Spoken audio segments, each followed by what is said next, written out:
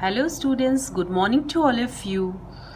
आज हम लोग 11th का पहली यूनिट से स्टार्ट कर रहे हैं और हमारे उसमें जो टॉपिक है वो हमने लिया है विमाय एवं विमीय विश्लेषण, जिसका तात्पर्य है डायमेंशंस एंड डायमेंशनल एनालिसिस।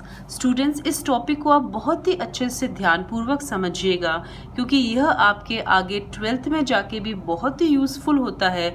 और इसके साथ साथ अगर आप कंपटीशन एग्ज़ाम्स की तरफ जाते हैं तो भी वहाँ पर आपको क्वेश्चंस एक आध इस प्रकार का मिल ही जाता है कि आप लोगों को किसी एक राशि का, भौतिक राशि का विमा ज्ञात करना बताया जाता है। तो मैं आज आपको बहुत ही सरल रूप से, आसानी से बताऊंगी कि कैसे यदि आपको कोई भी भौतिक राशि दे दी हो और यदि आपको उसका बेसिक सूत्र पता हो तो आप बहुत ही सरलता से उसकी विमाएं ज्ञात कर सकते हैं।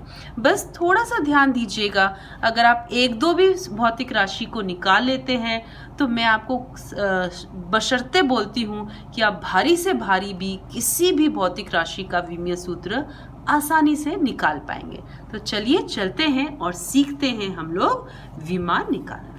बच्चों, आपको यह तो नॉलेज ही होगा कि हमारे पास जो मूल भौतिक राशि होती है वो होती है 7, ठीक है, जिसमें से हम 3 की बात करते हैं अभी। सबसे पहले हम लोगों को यह पता है कि जो द्रव्यमान यानी कि मास, ठीक है, द्रव्यमान यानी कि मास, इसको हम लोग यहाँ पर डिनोट या रिप्रेजेंट या दर्शाएंगे m के द्वारा। अगली मूल जो राशि होती है, भौतिक राशि, वो होती है लंबाई, जिसे आप इंग्लिश में लेंथ कहते हैं और आप इसे दर्शाएंगे L द्वारा। और तीसरी हम लोग बात करेंगे समय के लिए यानी कि टाइम के लिए, और इसे आप दर्शाएंगे बच्चों T के द्वारा। तो आप देखेंगे किसी भी भौतिक राशि को, कोई भी भौतिक राशि होती है, उसे ज़्यादातर हम M, L तथा T के रूप में व्यक्त करते हैं और आप उनके ऊपर घात लगाते हैं। अगर आपको मेरी ये बात समझ नहीं आई तो कोई बात नहीं, मैं आपको उदाहरण से समझाती हूँ, आपको और बात मेरी स्पष्ट हो जाएगी। देखो, अपन सबसे सरल एक भौतिक राशि लेते हैं।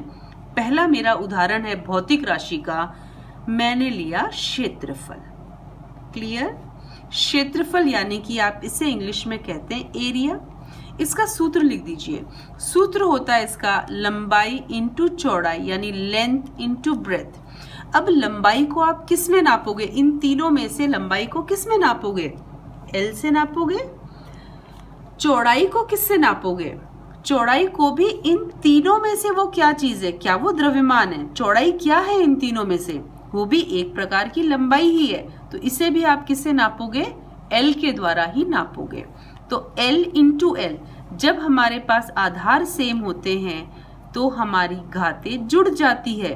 तो L की घात 1 इंटू L की घात 1 बनता है L की घात 2। और इसको विमीय सूत्र के रूप में जब आप लिखते हो बच्चों, यही हो गया विमीय सूत्र। सरल लग रहा होगा आपको। विमीय सूत्र क्या हो गया आपका?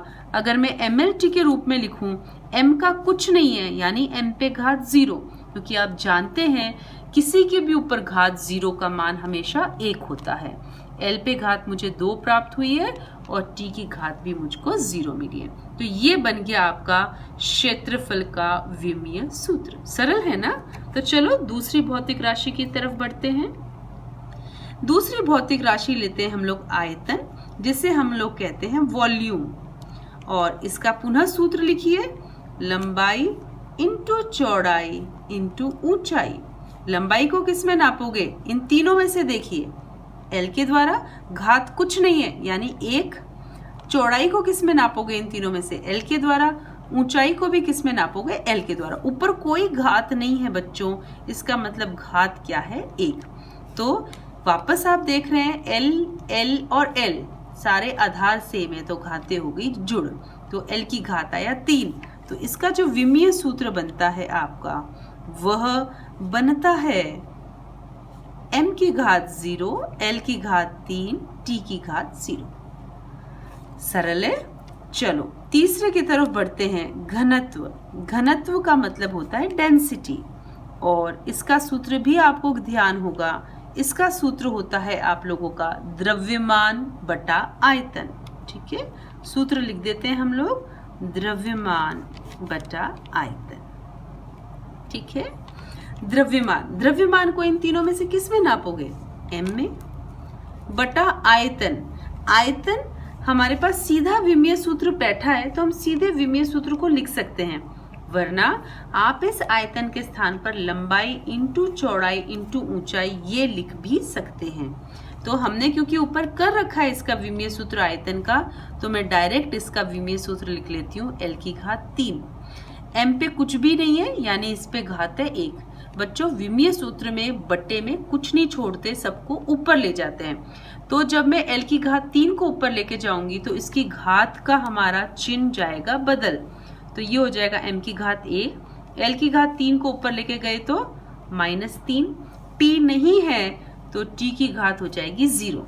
तो हमारे पास घनत्व का विमीय सूत्र क्या प्राप्त हुआ है? m की घात 1, l की घात -3 और t की घात 0। आसान है ना? चलो चौथे पे चलते हैं। चौथा है आपका वेग, जिसे आप कहते हैं वेलोसिटी। करते हैं इसको हम सब। वेलोसिटी का सूत्र लिख लीजिए। इसका सूत्र होता है विस्थापन बटा समय। अब बच्चों विस्थापन को इनमें से क्या नापोगे? विस्थापन को m लोगे, l लोगे या t लोगे? विस्थापन एक तरीके से दूरी है, दूरी यानी कि लंबाई, तो आप इसे क्या लोगे? l बटा समय। समय के लिए क्या इस्तेमाल हो रहा है? देखिए यहाँ पे t। ठीक है, तो मैंने आपको बोला नीचे कुछ नहीं छोड़ते, इसको ऊपर ले जाएंगे तो क्या हो जाएगा?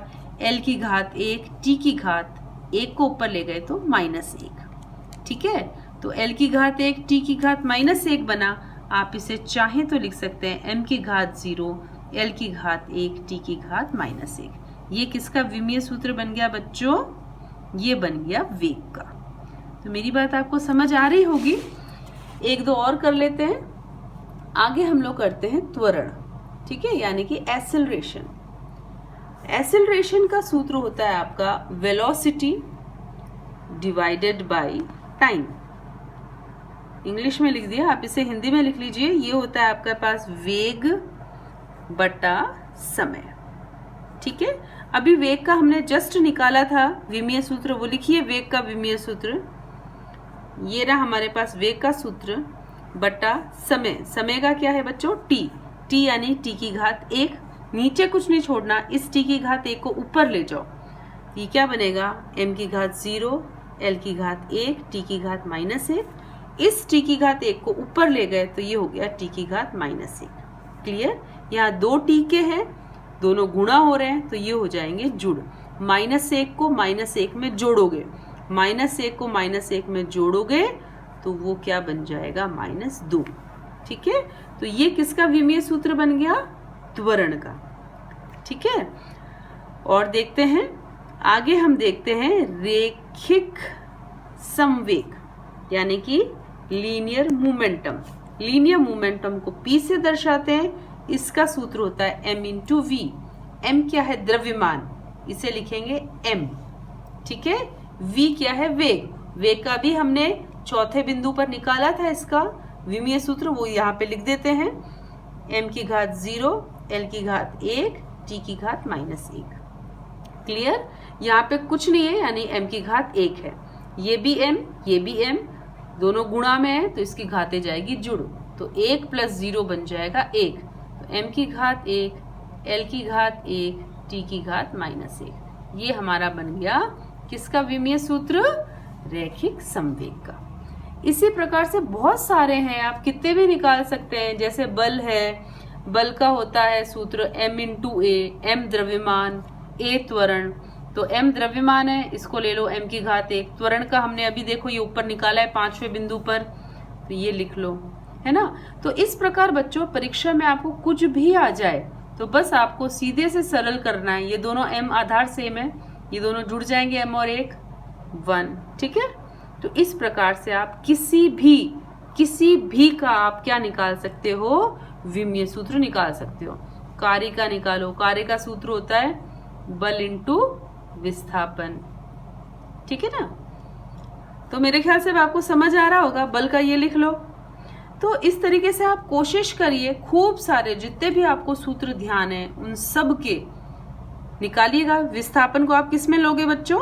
दूरी है तो एल में, तो एल है तो एल की घात 1 है ना।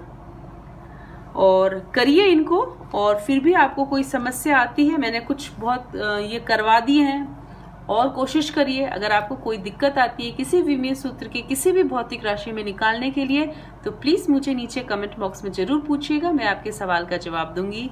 Thank you, have a good day, bye bye.